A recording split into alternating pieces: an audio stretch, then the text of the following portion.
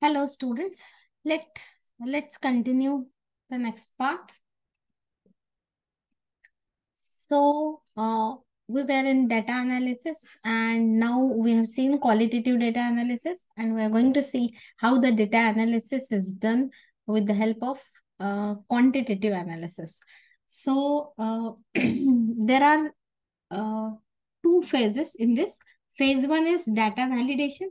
In data validation, it is done to understand if the data collected uh, of the sample is as per the preset standards, means whatever standard is set before you start the research, or it is biased data sample and again divided into 4 different stages.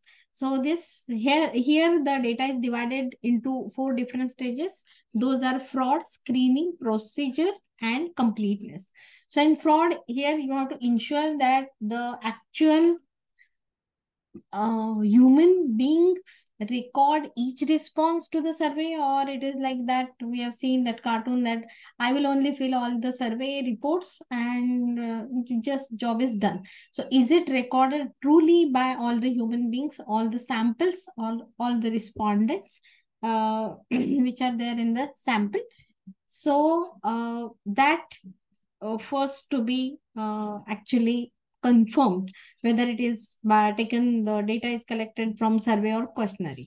Then screening, it is to make sure each participant or respondent is selected or chosen in compliance with the research criteria. So whatever research criteria you have decided at the start, whatever data is collected, you need to screen it whether it is accordingly collected or not, or it is having the same standard, same parameters are given or written if we are taking it in the form of survey or questionnaire by all the respondents or not.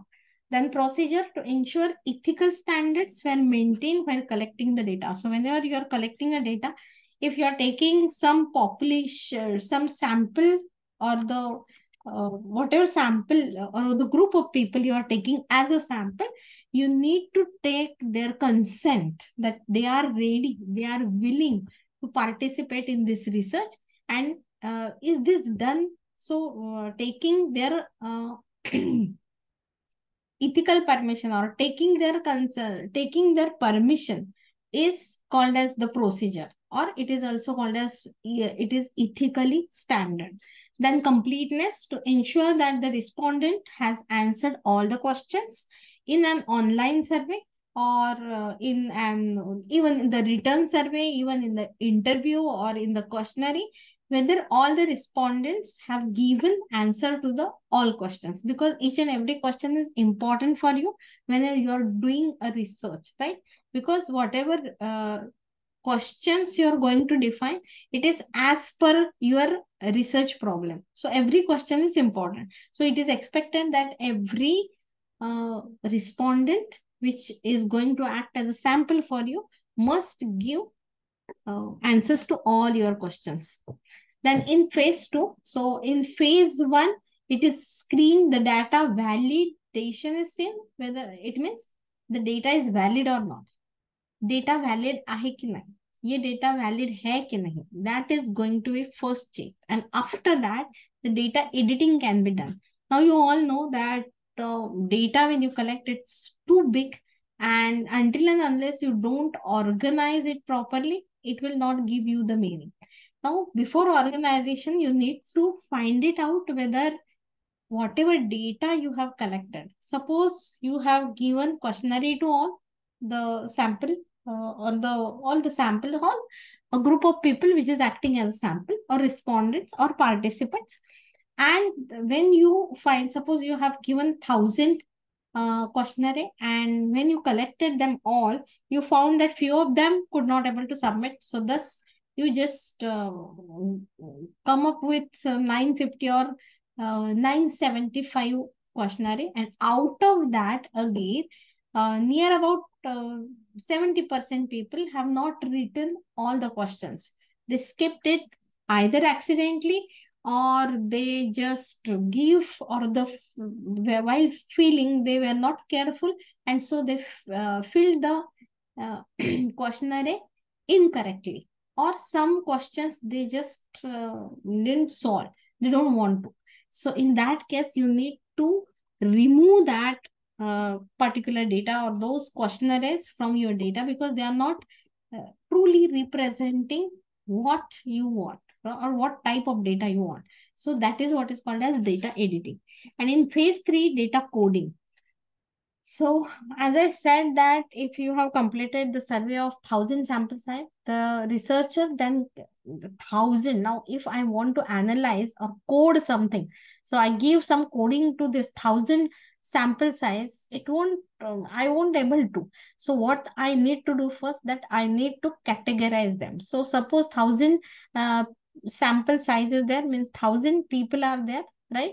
Then what I will do, I will first categorize them as per the age. So from 10 to 30, one category, 30 to 50 another, 50 to 80 another, 80 to 100 another. 4 categories I will divide, and accordingly I will fit all of them into those categories. Now it is very easy for me to code them. As this is the teenager, then this is the middle age, this is the old age, whatever the coding I want to give, it will be more easy. And when I want to analyze the data, I will analyze as per the category.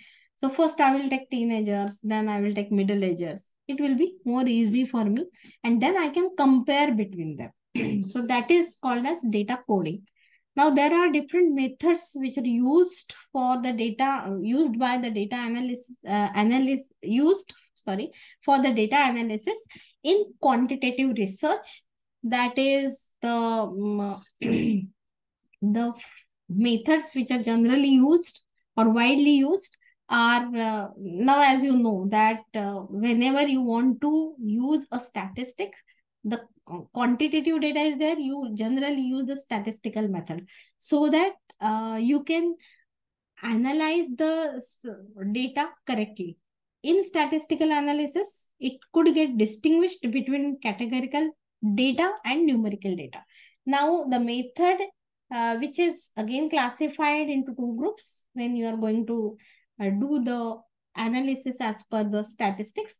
First, it is descriptive statistics, and the second, it is called as inferential statistics. So that will, the first, that is descriptive statistics, will describe the data, and the second, that is inferential statistic, will helps in comparing the data. This we have seen a little bit before also. Then descriptive statistics is the method which describes the basic features of versatile types of the data in research. Then this data particularly presents in such a way that it gives a meaningful way that which pattern is used in this particular data, or which pattern this particular data is showing, and it makes the sense as you can able to find out a particular pattern in that.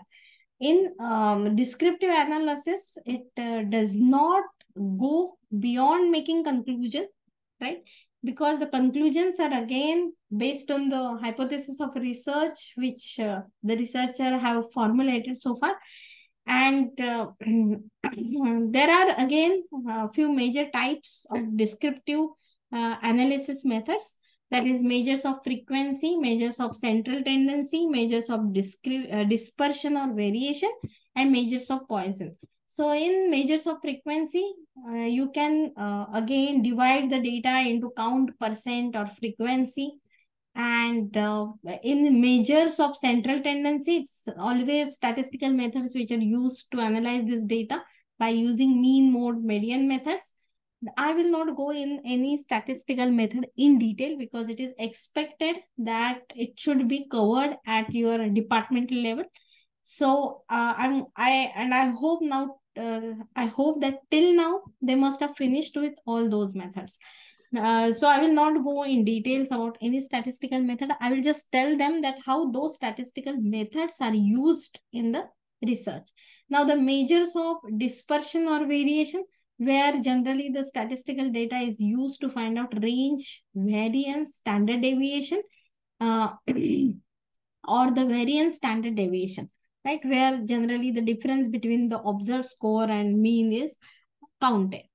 Then the measure of position, that is generally percentile or rank, which is considered. So whatever data you are getting, if it requires, your research requires that it must be ranked or given into the percentile ranks, then you must able to do it with this in descriptive data. You can analyze it in this way. So generally in this particular measures of position, it will identify, the researcher will identify the relationship between different scores, and it is often used when researcher want to compare the scores with average count. Now, for quantitative research, use of descriptive analysis often gives absolute numbers, but the in-depth analysis is never sufficient to demonstrate the rationale behind those numbers, right? So, for example, the mean is the best way to demonstrate the student's average score in school, right? It is better to rely on descriptive statistics when the researcher intend to keep the research or outcome limited to the provided sample without generalizing it. If you don't want to generalize it, if it is just related to your sample, it's better than, for example, when you want to compare the average voting done in two different cities or two different cities, differential statistics, that much part is enough. You don't need to go in more details. So the descriptive analysis is always called a universal analysis also, because it is commonly used to analyze a single variable only. Now, inferential statistics, where it is used to make predictions about the larger population after research and data analysis. Now, for example, you can ask some odd 100 audience at the movie theater that if they like this particular movie which they are watching, right? Then researcher can use the inferential statistics on whatever data it will collect from the sample in the sense whatever audience is present in that movie theater, and it could give that the reason that 80 or 90% people like movie, or vice versa, only 20 or 10% like the movie and 80% people don't like the movie. So here again, two significant areas of inferential statistics is there, that is estimating parameter. So in this, it takes statistics from the sample research data and demonstrates something about the population parameter. And the most important, that is, it is required or it is used second, that is hypothesis test. So it's about sampling research data to answer the survey research question. For example, the researcher might be interested to understand if the new shade of lipstick recently launched is good or not, or it can be if the multivitamin capsule help children to perform better at games. So you make the hypothesis and just try to find it whether it goes with the hypothesis or the hypothesis is accepted or rejected. Now, these are the sophisticated analytical methods generally. And here are some commonly used methods for data analysis in research. Other methods, which are again statistical method, correlation, where the researchers are not conducting the experimental research or quasi-experimental research. And here it is more interested to understand the relationship between two or more variables. So they opt the correlational research method, right? Then cross-tabulation method, it is also called as contingency tables. So cross-tabulation is used to analyze the relationship between multiple variables, right? So a two-dimensional cross-tabulation helps for seamless data analysis and research by showing the number of males and females in each age category. Third is regression analysis. This is many times used. The understanding, now this particular regression analysis is generally used for understanding the strong relationship between two variables research do not look beyond the primary and commonly used regression analysis method. So this particularly, in this regression method, particularly essential factors, which is the essential factor, which is called as dependent variable. So dependent variable is the essential factor in regression analysis. And you also have multiple independent variables also you can study in regression analysis. Then analysis of variance, that is ANOVA, which is a statistical procedure and is used for testing the degree to which two or more variables vary or differ in an experiment. So whenever you want to find out any variance analysis, you have to use the ANOVA testing. Then hypothesis testing. So before we go for the hypothesis testing, we will see what are the two types of hypothesis. Null and research hypothesis are the two types of hypothesis. So what is hypothesis? That is to carry out the specifically statistical research, you need to hypothesize your problem, right? So you have to state something, you have to give a good statement, and you have to prove that whatever your statement you are giving, it is either accepted or rejected after doing whatever research problem, after doing research on whatever is your research problem. So research hypothesis is the hypothesis that you propose, right? It is also called as alternative hypothesis. Like, for example, there are three hypothesis examples are there, that there is a relationship between intelligence and academic result. So intelligence and academic results, there is a relationship. So research hypothesis is telling the relationships generally. So the second hypothesis, for example, is the first year university student obtain higher grades after an intensive statistical course. So again, here is a relationship between higher grades and intensive statistics score. In first, there is a relationship between intelligence and academic results. In third, male and females differ in their levels of stress. Again, here are two different grades. You can say a different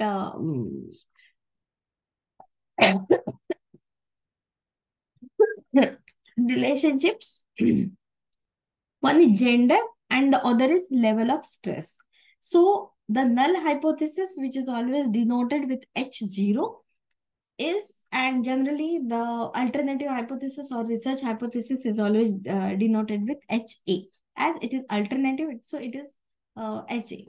So H0 is always the opposite of the research hypothesis, and it is always expressed in null hypothesis, or it is always stated in the null hypothesis that there is no relationship between the variables.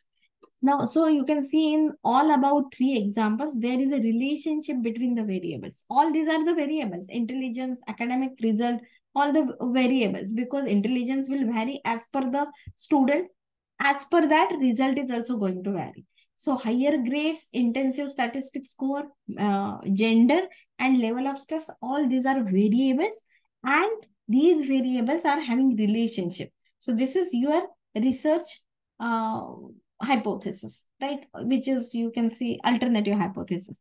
But in null hypothesis, it will always tell, null means zero. It is always tell that there is no relationship between variables. So no difference between the groups. Now, the same three examples in null hypothesis, how they will get presented, that there is no relationship between intelligence and academic results. First year university students do not obtain higher grades after an intensive statistic course. So there is no difference. And third is male and females will not differ in their level of stress. So this is, I hope you understand the difference between null hypothesis and research hypothesis. So the purpose of this hypothesis testing is to test whether the null hypothesis, that is, there is no difference or no effect hypothesis, can be rejected or approved. So always it is like that, if the null hypothesis is rejected, then the research hypothesis can be accepted. And if the null hypothesis is accepted, then the research hypothesis is rejected. So in hypothesis testing, a value is always set to assess whether the null hypothesis should be accepted or rejected. So within that value, if your score is getting fit, that whatever data you have collected, and as per the data, if that data is getting fit with that score or in that particular value of null hypothesis, the null hypothesis will accept it. If it is not fitting, it is going beyond that, it means the null hypothesis is rejected. So it is also called as the critical value, which is the score the sample would need to decide against the null hypothesis. So that value is actually called as critical value. And there is another value, that is probable value, is also used to assess the significance of the statistical test. So if you want to statistically prove that your hypothesis is statistically rejected or accepted, that null hypothesis is rejected or accepted, then this probability value is plays significant role. Now, to prove this hypothesis, you can use these tests, which are called as parametric test and non-parametric test. So when to use parametric test, what is parametric test, what is non-parametric test, we will see now. So parametric tests are mainly based on the laws of normal distribution to analyze the element of the sample. So generally, you can apply, or these methods can apply to numeric variables. So for your analysis, you must maintain a large population, since it guarantees a great accuracy and calculation. As we have seen that whenever there is a large number of samples, then it reduces the error, right? So likewise, the sample selection must be made randomly through a normal distribution. So for a parametric test, it is necessary for the sample to have following characteristics, that is normality, then homogeneity. Normality is the value which is present in mostly located around a central point or the value considered normal. And homogeneity is the characteristics of the sample that must be similar. We have seen already both of them. Then what is the non-parametric test? So in non-parametric test, which can analyze the data, or it can be used to analyze the data with no particular distribution. In first parametric test, there should be normal distribution. Here, there should not be any particular distribution and are based on completely hypothesis. So still the data need to be organized in a particular way. So although they have some limitations, and they have ordered statistical results that facilitate this understanding of this particular test.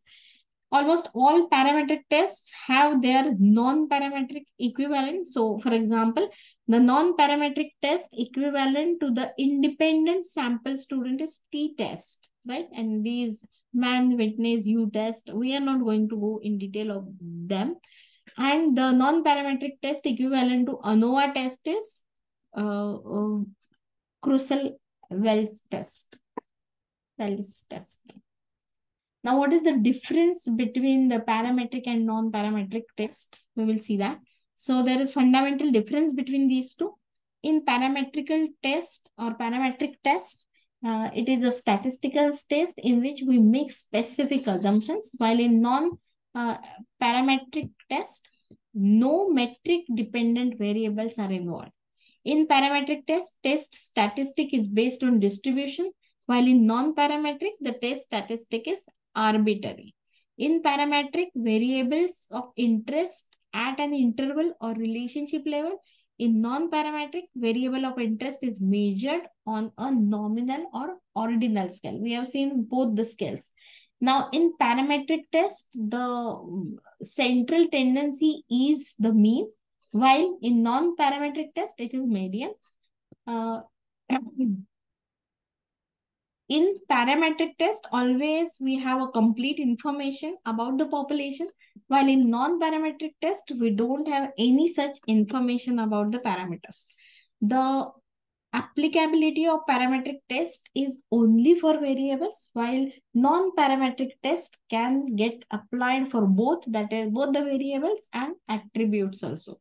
So for a research researcher who is doing statistical analysis, it is actually a difficult task, or it needs to work a lot on finding which test, parametric or non-parametric test, must get applied. And it should be very clear when you're doing your research design, that which type of data you are going to get collected, and accordingly which parametric or non-parametric test you are going to apply. So this should be actually decided in while you are doing your research design itself.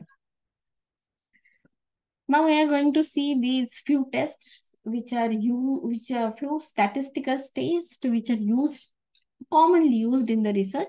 The first one is chi-square test. The chi-square test is a statistical test that is used to compare observed and expected result.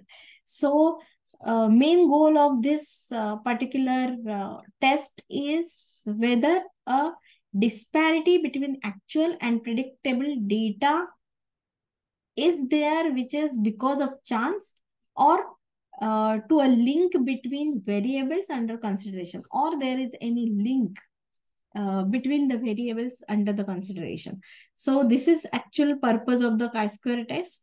And as a result, chi-square test is an ideal choice when a researcher wants to understand and do the interpretation of the connection between two categorical variables. So the chi-square test is required to test a hypothesis regarding the distribution of categorical research. So whenever categorical research is there, as per that, you can, accordingly, you can use the chi-square test. This is the formula of chi-square test, where chi-square is equal to summation of OI minus EI square divided by EI, where chi x square denotes chi-square, O is observed value, and E is expected value.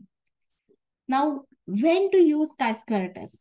The chi-square test is used to examine whether the observed results are in order with the expected values. So you are going to find out observed result and expected value. You are going to compare here by using chi-square test. So when a data can be analyzed is from a random sample, and when a variable is the question is a categorical variable, then the chi-square proves the most appropriate test for the same. So, for example, that is, you are going to use categorical variables such as breed of dogs or types of cars, educational attainment, male versus female, etc. So in that case, you can use the chi-square test. Survey responses or questionnaire responses, which is the primary source of data, where you need to use commonly, or where the researcher generally use chi-square test. So this type of analysis is helpful for the researcher for who are studying the survey responses, as I said, or even questionnaire responses. And the research can range from customer and marketing research to political sciences and economics. So all this kind of research, whatever data you are going to collect under this research, can be to all that data you can apply chi-square test. Then what is the limitation of chi-square test? There are two limitations for the chi-square test. The first one is, for starters, it's extremely sensitive to the sample size. So if your sample size is large enough, then you will get the significant correct answer, or significant relationship you could able to. But if your sample size is not proper, then even though, or if your sample size is too large, then also it is going to tell you that it is statistical significance, where you know that it is not scientifically significant. And then chi-square test can only determine whether two variables are related or not. So the next is t-test. A t-test is again a statistical test that is used to compare the means of two groups, and it is often used in hypothesis testing to determine whether a process or treatment actually has an effect on population of interest, or whether two groups are different from one another. For example, you want to know whether the mean petal size of iris flower differs according to their species. So here you have to you find two different species of iris growing in a garden and measure 25 petals of each species, so that you can tell it scientifically it is significant. So you can test the difference between these two groups using t-test and null and alternative hypothesis. So your null hypothesis is that the true difference between these group means is 0, and alternative hypothesis is it is that the true difference is different from the zeros. It means it is not the 0. So thus you can use, in this situation, you can use t-test. A t-test is parametric test of difference, meaning that it makes the same assumption about the data as the other parametric test. The t-test assumes your data are independent, are normally distributed, and the data have similar amount of variance within each group being compared. So if your data do not fit above assumption, then you can try another method or the alternative of t-test, that is non-parametric test. So we need to stop it here. The next part of the t-test we will see in the next lecture. Thank you. Bye-bye.